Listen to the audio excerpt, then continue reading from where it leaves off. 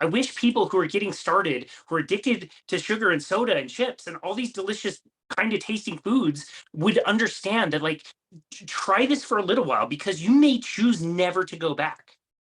Absolutely. And I think most of the time it's that concept of you don't realize how unhealthy you are until you get healthy, and then you know what healthy feels like. And then I'll never forget first going paleo and just discovering how good I could feel. And I didn't know that my entire life I was having pain, chronic pain. I was living in chronic pain, a low enough level that it was kind of like a functioning alcoholic, right? You can get through life, but I wasn't able to live fully. And when I realized how I could feel after a meal, you mean I don't have to go lay down on the couch while everybody else is hanging out and having fun? And what you need to do if you're struggling on finding the motivation to do this in the first place is look at where it's holding you back currently. All of these social events that I couldn't fully participate in because I felt like crap. And even if I was sitting at the same table with everyone else, I wasn't present. I was in my body. I was feeling all the aches and the pains, the stomach aches I used to get after every meal. It's not worth it. I'll never forget 3 months in on paleo, when I first went paleo, I was super strict. This was before we had any of the paleo and keto treats that we have now, all the gluten-free stuff. So it wasn't about gluten-free. And it's not, guys. It's not about gluten-free, okay? It's not even about low carb. It's about low crap. You got to start somewhere. So start with the low-hanging fruit. Ask yourself, what is the thing I know is the least healthy thing that I'm doing right now? We all know what it is. We all do. Nobody's really ignorant to that fact. You ask yourself that, you know what the big problem is, and focus on that one thing. If you stop and get donuts every day, it's the donuts, right? Like, don't look for a gluten-free donut. Just stop eating the donut. Yeah. No. um, I went to this cafe, this Italian cafe, and it was 3 months in, and I had been super strict, and it was like learning to taste food the way it is without adding a bunch of stuff on top, sauces and cheeses and all of that. Olive oil and salt. I was eating meat and vegetables, olive oil and salt. And then I went to this cafe, and it's one of the ones that has like all the cakes in the front. And I didn't do the cake, but I used to love the dessert drinks, like the coffee with the sidecar of the hazelnut liqueur or whatever it was. So I got this like Nutella coffee dessert drink thing with this hazelnut liqueur in it. A few sips in, I'm sweating. I'm like, oh, my body is rejecting this. I had to excuse myself from the table and go to the bathroom and come back and get water. And I was like, I can't even drink another sip of this. And that was the first indication of kind of an elimination. I wasn't doing it with the purpose of an elimination diet or an elimination protocol, but recognizing that once all that crap was out of my body, the minute it comes back in, my body sends up the alarm bells. No, take this poison away from us. Yeah. And I think a lot of people are afraid to take that first step because they don't want to figure out what those foods are. Yeah. You know, oh, Yeah. I'm fine. This doesn't cause me any problems. Have you tried taking it out for 30 days? Yeah. Yeah. No, that's a really good point. I've talked about this before on our show. So I found a meme that somebody said, like on the top was like this strong dude, and it's like, I'm a carnivore, really strong. And then the bottom one is like, I ate a potato, my back hurts. Like, kind of making fun of carnivores. Again, I laughed. I thought that was pretty funny, but it's Right? also pretty true. You become very sensitive to things that you could eat by the truckload before. Like I've talked about, I had half a cup of potatoes at Thanksgiving this last year at my grandma's house. My damn tooth hurt for a day and a half. It was the weirdest thing. Like, you are sensitive to things that you weren't sensitive to before when you were eating them all the time and causing all of these problems. It's nuts. You know, I had a client one time who went out to dinner, and she had been super strict. She went out to dinner with some friends, and they had the corn chips, the corn tortilla chips. And the next day, she was like, I'm up 5 pounds. And she's like, this is so frustrating. And it really kind of discouraged me. And I was thinking, like, they're not up 5 pounds. And I said something to her that really changed the way she thinks about these things, that they are always walking around with those 5 pounds. That inflammation that your body's experiencing after consuming these things that you've taken out, other people, it's not that they're not inflamed. It's not that they're not sick.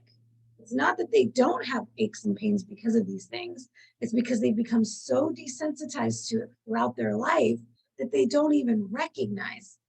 And if they were to take it out, they would feel the difference too. I like to equate it to first responders. If you go to an area, you've got first responders, EMT, ambulance, fire, police, you got all these people that are out there trying to take care of problems. When your body is so overloaded that they can't respond to everything, then they have to triage. They prioritize the things that they can focus on. So you may not get the signaling in specific areas that there's a problem because they're so focused on fixing the big things, right? Keeping you alive, that they're not even responding to the other things the way that they're just overworked. So, everyone's got, when you're unhealthy, you've got one or two things that are a problem, they bother you, you need to work on them. And once you work on those, then you find something else. And then you work on that and you find something else. And then you work on that and you find, it's because now you're reducing the workload of all these first responders in your body, and they can start working on these other things and raising the alarm to those things as you work through them. But they can only work on so many things at a time, and they have to focus on things to keep you alive first. Yeah. I love that analogy. That's a great analogy. Yeah, let's not worry about the basement flooding while we need to put out this fire upstairs or whatever. Yeah, no, that's a really good analogy. I love that. Let's skip ahead to KetoCon. You guys spoke at a breakout session. These were pretty well attended. Those breakup session. I don't know what went down, you guys. You tell me. These breakout sessions together anyway. I don't know about the audience. There was a makeup session too, apparently. There you go. That's good. Best part, right? Oh, cute. So these rooms were kind of off to the side, and they were pretty full. From what I could tell, when people were doing them, they had a lot of interest. I heard that yours was full as well, which is great. Tell us why you chose the topic that you chose. What kind of problem were you trying to help people solve? That's a good one. Well, both of us work with, it's funny, we both work with individuals mostly, but there have been some cases where an individual, like I'll work with a husband, she'll work with a wife, or I'll work with a wife, and then the husband will contact me and say, hey, I want some help too, or things like that. Or you work with a lot of women who want their husbands to be involved in the process. So we work with a lot of people who are in relationships who either are working together in their journey or wish that they could work together in their journey. And it's often a challenge when you have a client who's doing something and their spouse isn't, right? So we have, we've worked with individuals and we've worked with some couples on how do you make this thing work? And we just felt like being a couple, we have a message, and we've been able to figure out, not that we've got it 100%, but we've been able to figure out some things that work for us. And we thought it would be a good idea to share some things that we learned about how to be on this journey together. Yeah, no, that's fantastic. I always laugh when I get the question, like, I'm doing a nutrition coaching session with you. Is it okay if my husband comes along? Like, are you kidding me? Like, of course, bring the kids, bring your grandparents, bring everybody. Right. Everybody in the same house. If everybody in the same house can be on the same page, even if they're not on specific, highly technical diets, they're at least learning some principles together from an outside person that's not the spouse, that is maybe telling the husband, like, hey, this guy said I could have a stick of butter and 10 eggs or whatever. Like, I don't know about that. It's so much better. It makes the process so much better. So I love that you chose the topic. Let's go over some of the key points that you guys presented on. Well, we're going to go over the first one. There's 3 people in a relationship. Yes. I'll let her riff on that. There's when we talk about relationships, we're never talking about 2 people. We're talking about 3. Someone's So cheating. we started out with, who is the most important person in your life? And if the first thing that you think of when you're in a relationship is your partner, that's not correct. Wrong answer. You are the most important person in your life. You are the most important relationship in your life. So it starts with your relationship with yourself. You're the first person in the relationship, and your focus has to be on you first. And ultimately, that was really the majority of our talk, that 9 times out of 10, the issues that you might be having in your relationship or managing your health and fitness journey while being in a relationship have to do with you. And they can begin and end with you. So that it always has to start there. We have to go inward and discover what are our triggers, what we're being triggered by. You could have done the talk in 5 minutes. You really Your problem in your relationship is you. Okay? Fix yourself, take care of yourself, and you'll be fine. That's the end of the talk. There we go. Well, okay. So on that note, we're talking about, couples that are supportive of each other and are helping people out. That is not, I would even say, a majority of the time. This can be really triggering. If one person is trying to improve themselves, you can really trigger the other person in the relationship. So I agree with you, and being strong in what you want and what you're going to do is so important. But how do people draw boundaries as far as that goes? Well, so the second person in the relationship is the partner, and understanding that your journey, this is an overlap of you and your partner, right? Your journey and your partner's journey are completely different. You have to be able to accept where your partner is at. Your partner has to be able to accept where you are at. And just because one of you doesn't want to do the same thing the same way doesn't mean that you can't be together. Right? So if you're in that relationship and you're the one who's looking to make a change and improve your health and fitness, and your partner has no interest, let's say they have no interest at all, the only thing that you need to do with them is set the expectation for what you need from them, and then ask them to support you. Here's what I need. You don't have to eat carnivore, you don't have to do keto, you don't have to work out. That's totally fine. I love you for who you are, what you're doing, what we're doing together, whatever all those things are, but don't sabotage me.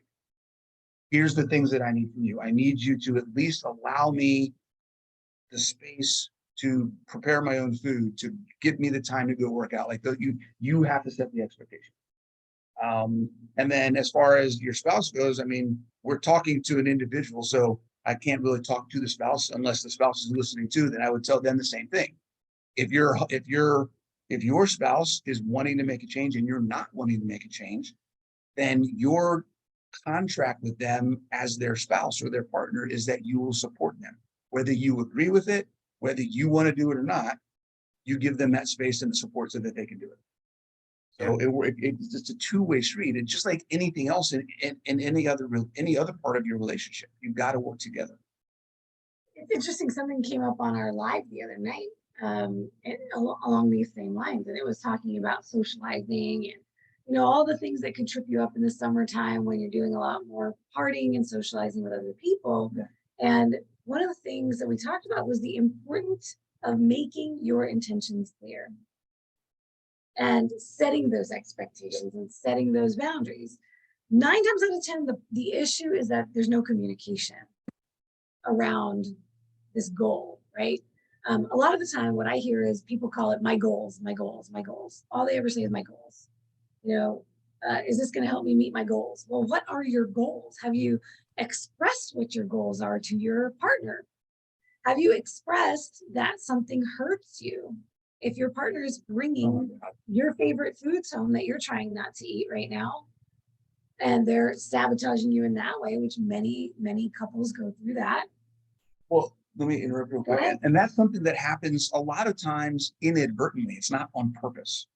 But because there's a communication issue where the person who's trying to make the change isn't communicating their expectations or the things that they feel are sabotaging them to their partner, then they build up all this resentment. And now it's all of a sudden, why are you sabotaging me? You don't love me, blah, blah, blah. It's like, let's say I'm the spouse who brought home pizza one night. It's like, we've been doing pizza on Friday nights for 15 years. You never told me you didn't want me to bring the pizza. So what do you want? Like, I'm just doing what we've been doing. If you need me to change, you have to express that change. There are a lot of assumptions made in this.